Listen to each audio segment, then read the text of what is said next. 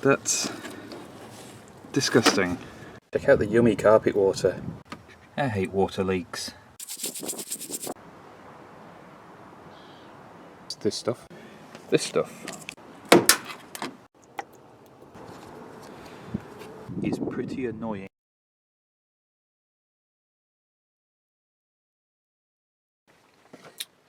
We had fun just recently. It's raining again. It's always raining. I did a very silly thing the other night. I'd come into the car to get something late on and been quite tired, and I left the driver's window open overnight, and it rained for about 8 hours.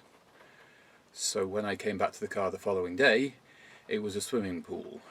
I took the driver's seat out. It's still wet. I don't have a wet vac, so I've kind of just got to wait for it to dry. And today I'm going to take the rest of the interior out and get it in the house and get it dried out. The car is very, very wet inside, and it's going to take me a little bit of time. I can't leave all the interior in. It is throwing it down today and has been for some time, but if I don't get it out, there's no way I'm going to be able to dry this thing out. So I'm just going to have to find... Well, I'm going to have to get the other half to drive me around if I need to go anywhere. Thankfully, with the way things are, there's not really anywhere I need to go. So, let me show you a little bit of what the problem is. Front carpet is out, and I am getting a tiny bit of water in the front again, but it's not enough to worry me. It's more like 80s car stuff. The back carpet is sodden. It's just soaked. The back seat's damp. The passenger seat is damp. Yeah, I'm gonna have some fun getting this all removed. One benefit is I can get in all these places underneath the seat where you can't normally and get all that cleaned out. So that's a good side of it, I suppose. Just not how I wanted it to go. Originally I was going to record this with the camera outside so you could see what I was doing. Instead, because of this weather, I'm going to have to improvise. So the tool we need for taking the seats out is one of these. I don't really like these. And it's a T30. You've got 4 bolts to take the seats out. There's 2 in the front. So push the seat all the way back, undo these 2 bolts and remove. And then you slide the seat all the way forwards, and there's 2 at the back to do as well. I'm going to get this done and get this seat out of the way because it's the most awkward thing to do with the camera in here as well. I'll get the seat out the way and then we'll move on to the next bits. So, front 2 bolts out, that took no time at all. The back 2 bolts are down here, and the way to make your life slightly easier is wind the seat back all the way forwards after you slid the seat forwards, and you can get in with your tools then. I use the extension on the front, makes it easier. On the back it's generally better not to. And once those 2 are out, you just lift the seat out. Thank goodness for basic manual seats.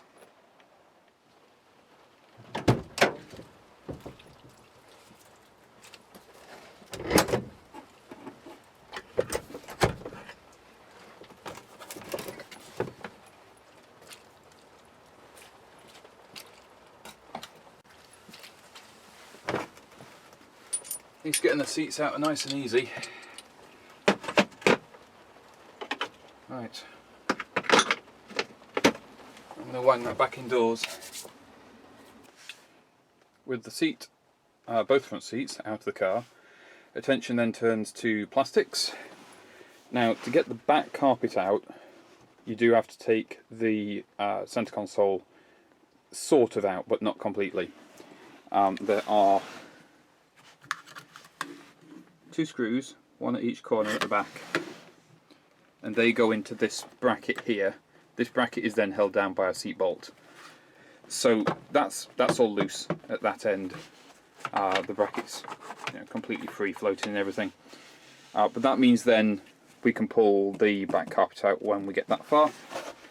At the front, you just prise this cubby out with a screwdriver, and down there are your 2 screw holes for the front of the centre console. This centre console for some reason has screw holes around here. As far as I can work out, that is not standard. I don't know why that's been done. And the gear knob is off, so I can give it a clean. This all does need a clean as well, but I think you need to do something with the handbrake. I think you need to disconnect the cables and stand the handbrake up so you can get the centre console out. Or you need to take out the centre of the dashboard. I don't want to do either of those jobs. I can clean this perfectly fine in the car. The seat brace thing, that one just, well, when I've got 2 hands it just lifts out, this console lifts, and you have another one back here which just pulls off. There's no clips or anything, it just literally sits on top of there, and then the seat holds it on. So I'll just get that off, and then we will do the next bit, which will allow us to get these carpets out. There's a couple of things holding the back carpet in. One, as already mentioned, is the centre console. You've also got your seatbelt bolt there, and your seatbelt bolt here. And then under the back seat you've got the bolts that hold the hinges for the seat down. So the first thing you do is, if they're still present, these little plastic covers, you just want to prise them off so that you can get to the bolts. Hopefully these aren't going to be too tight. We'll see. At least they're actual proper bolts. That will allow us to get the stalks out, and that will free the carpet up. And after that it'll be that rear trim, and then the whole carpet should just come out in one piece, I hope. You can see it does need a bit of a clean, and I couldn't really get to a lot of this without taking it out, so I might as well do it. If I'm taking everything out to dry it, might as well do it and clean it. Best opportunity. Seatbelt bolts are a 17mm, which is good because I have a 17mm, and happily they're tight but not impossible, so that's a bit of a relief.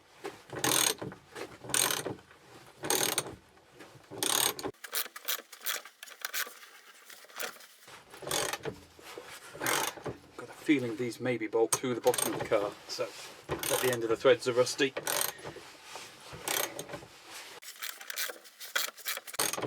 If I had a centre console that went all the way back here, I'd just cut through this because it'd be hidden. I don't, so I have to do it this way.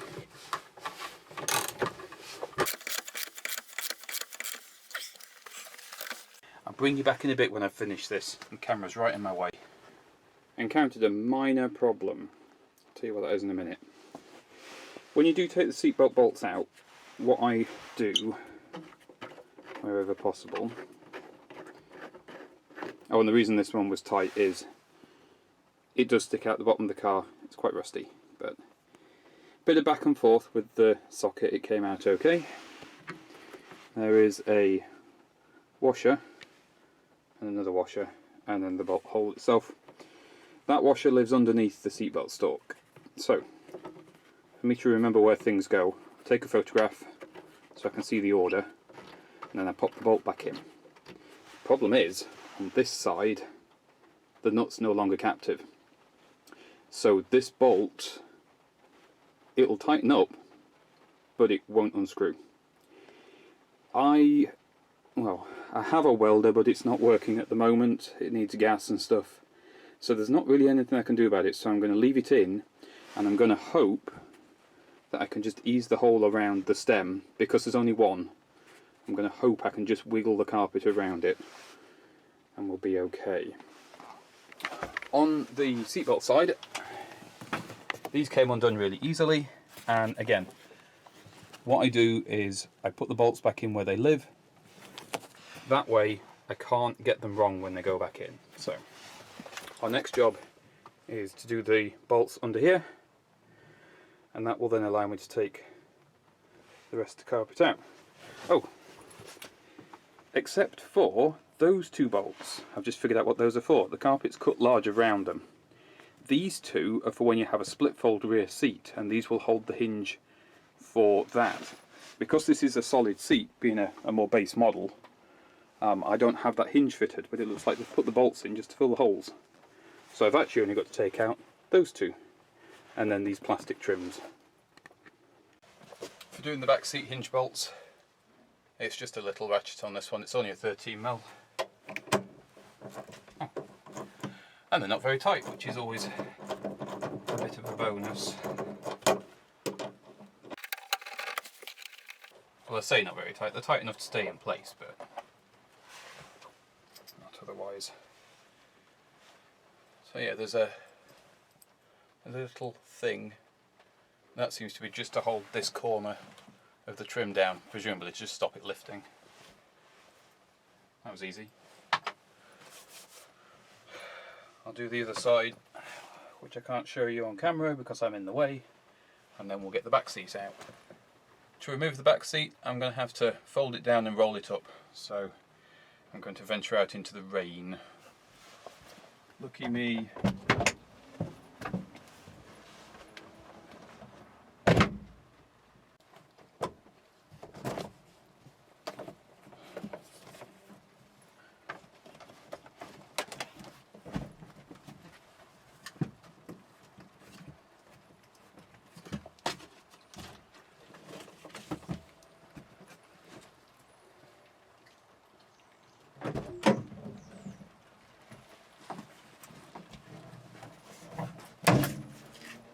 Oh, there's two more bolts. I thought just two for the hinges was a bit minimal. Water got everywhere.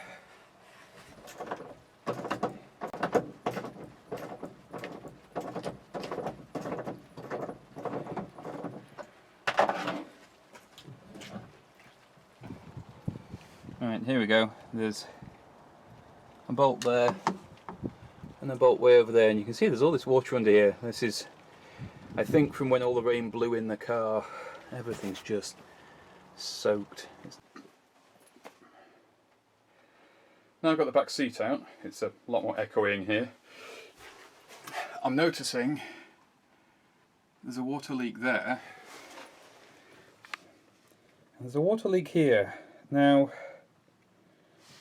what I don't know, are these water leaks because I left the window open and this is just water that's got where it shouldn't, or are these water leaks I wasn't aware of? So I think I'm going to just continue taking the interior apart and get everything dried out as much as I can, and given how much it's raining, hopefully that'll give me some idea of where things are coming in. Taking the car apart to this degree was never the plan. I was never intending to do a deep clean and a deconstruct of the entire interior. I do it on every car I've got, but because I want to. This one was just supposed to see me through the winter, so I guess that's not going to happen now. I guess I'm going to be fixing everything, as per usual. Oh well, let's crack on, get this carpet out. One handy thing, I might not have to take these trims off. I'm probably going to anyway, probably make it easier to clean. Because the carpet just pulls out from under them. So that's nice, that makes life a bit easier. Oh, I do need to take these bolts out. They have washers that look like dirt, and they're actually washers. One handy thing though, if I do decide I want a split rear fold in the back, if I find one that matched, I've got the hardware to do it, because the hinge stays on the seat.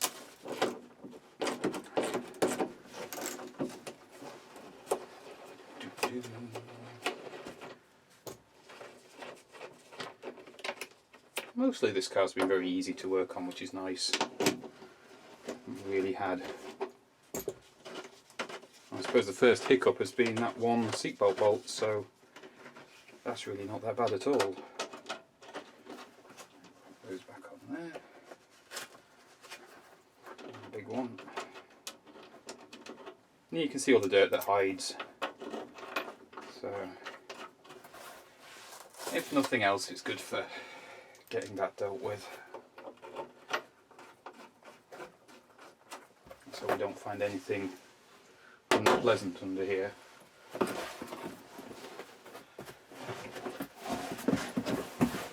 So that's your factory sound mat, and I have no idea what that's from. Oh, there's a little bit of rust, but nothing really serious, just a bit flaky. A little bit damp. I don't know, I think that's from the water coming in. I wonder what that's from. Very interesting. Right, let's do the other side. Of course, there's no bolt on this side to take out because there's no bracket on this side, but just as before, just peeing the carpet out from under the trim. Lift the whole thing free. Yeah, this side's a lot wetter. This is the side where it all came in.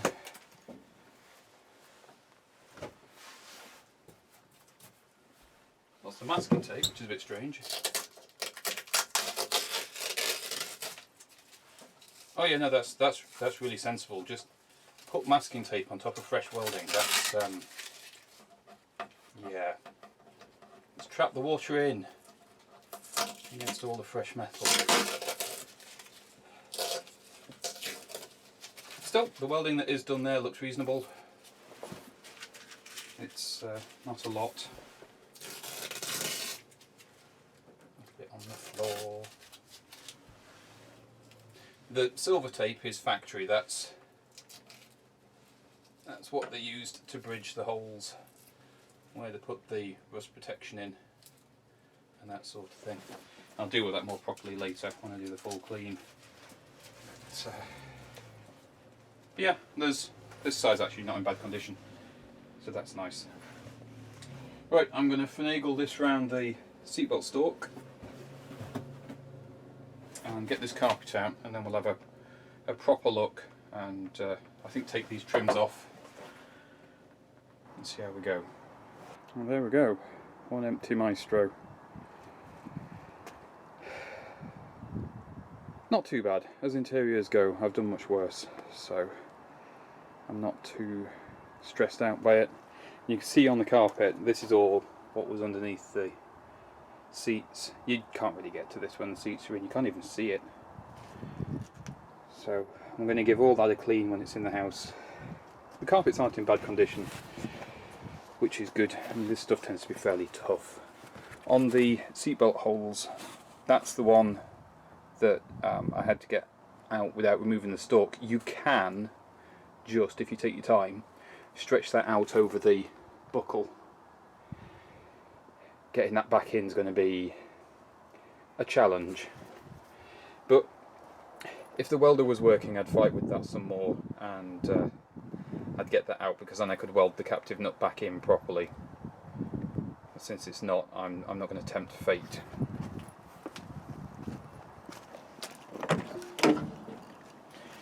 Inside the car,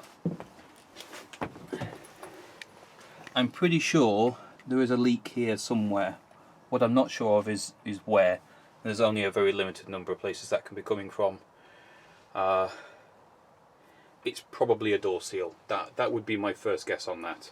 And I think that's why it's needed that bit of welding there. I think it's just leaked down and just caused a little bit of rust. This corner, lovely and solid. I'm very happy with that.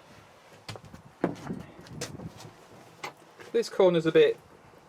yeah, it's not crunchy, it's just surface rusty, so I'll clean it back. There is a bit of a perforation there, but it's, you know, it's not serious, and the other side looks okay, so I don't think that's going to be an issue. I've got a feeling that's double skinned in that spot without getting under the car, which obviously I don't want to do today. I'm not sure. I still have no idea what this is for. This was just sat underneath the carpet, and I don't know, it's painted on all sides. That's the other weird thing about it. So I wonder if it's just one of those funny little factory things. You do get that sometimes.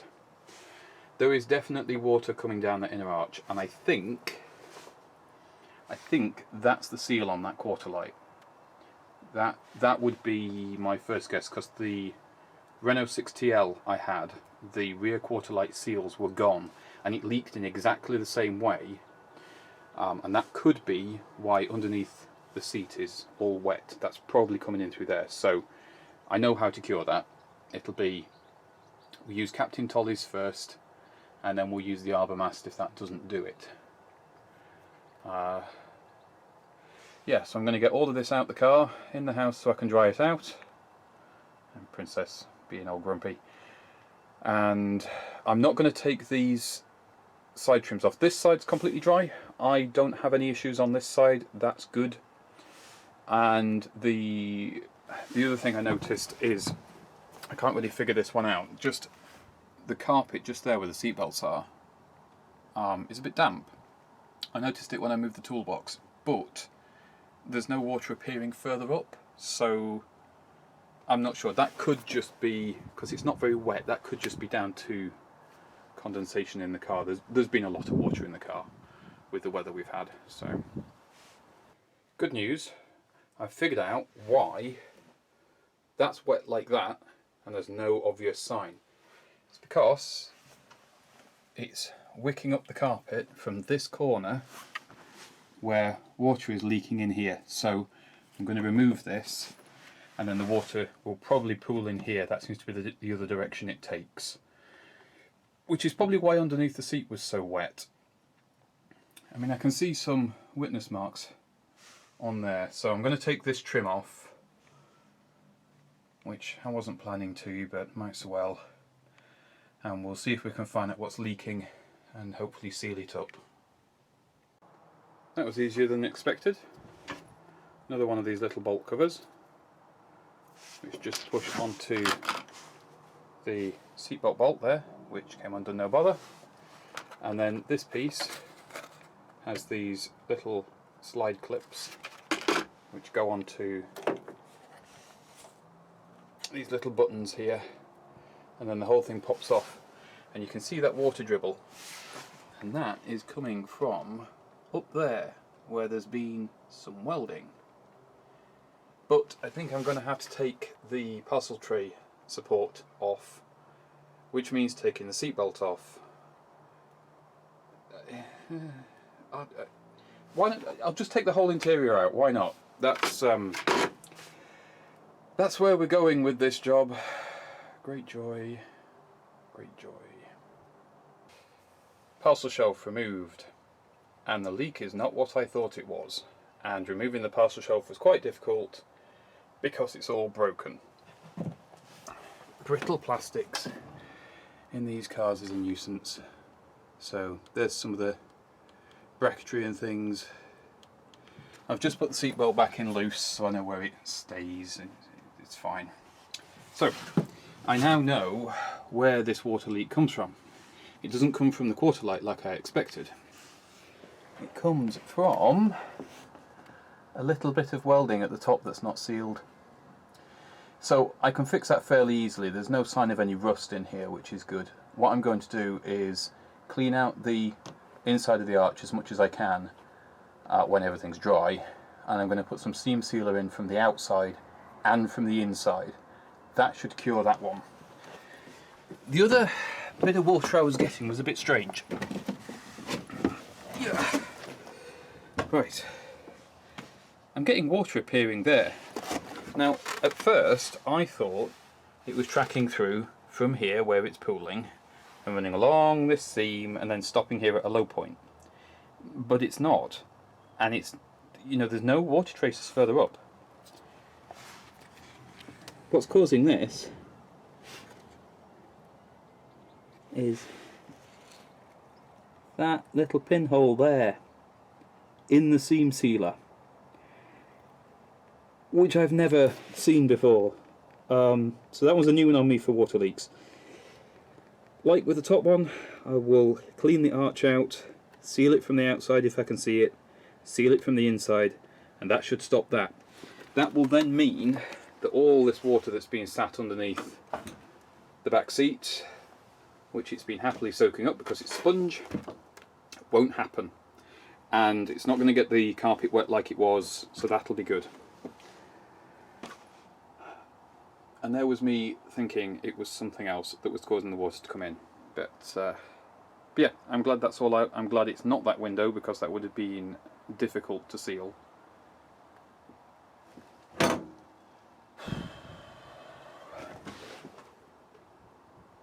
Clear up all this mess, I guess. Oh, I'm not taking this one out. I can clean it in situ, and there's no leaks in that area. There's no sign of any water coming in, so I'm just leaving it alone. I'm not going to tempt fate with brittle plastics. The only one that's flummoxed me so far is I can't figure out how it's getting in at the bottom of the B-pillar. So I'm going to clear all of the tools and the junk out of here, get everything dried out and cleaned in the house. I'm then going to leave, I'm going to dry all of the car out as much as I can, and I'm just going to leave it. The amount of rain that we've got, it should show me very clearly where it's coming in then. I hope. One of the slightly more puzzling leaks in the car is I've been getting water appearing at the bottom of this B-pillar. So, not really sure why. Popped the trim off, which is just held on. You shove it under the top half and then the door seal holds it on. There's no extra clips. Haven't bothered removing the seat belt, there's not really any point. It's completely dry behind, so I am confused about this one. There's no obvious tracking of the water. So I think I'm just going to have to leave this one and see what happens. See what appears. Might just be the door seals. It definitely wouldn't hurt to put new ones on. But I haven't been able to find grey ones. It'd be nice to put the same kind on. Right, I'll carry on cleaning out. This is where I'm going to leave the Maestro for today. I've gone through, and anywhere I can see water at all, I've cleaned it up. I've left anywhere that looks like it's a suspect for water coming in to be clear.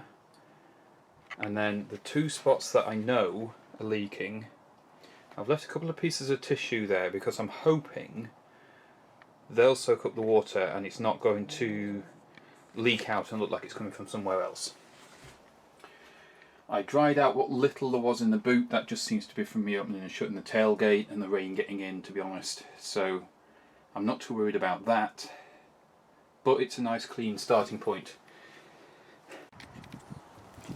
I'm a bit weather blown, and wind and the rain's got to me, but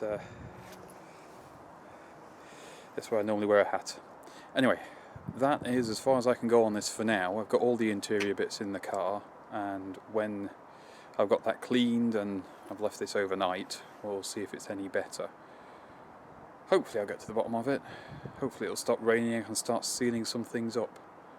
This weather is, well, it's wet even by British standards. We'll get there. Oh, and I suppose you should do the whole subscribey, likey, commenty stuff. That'd be handy. See you in the next one.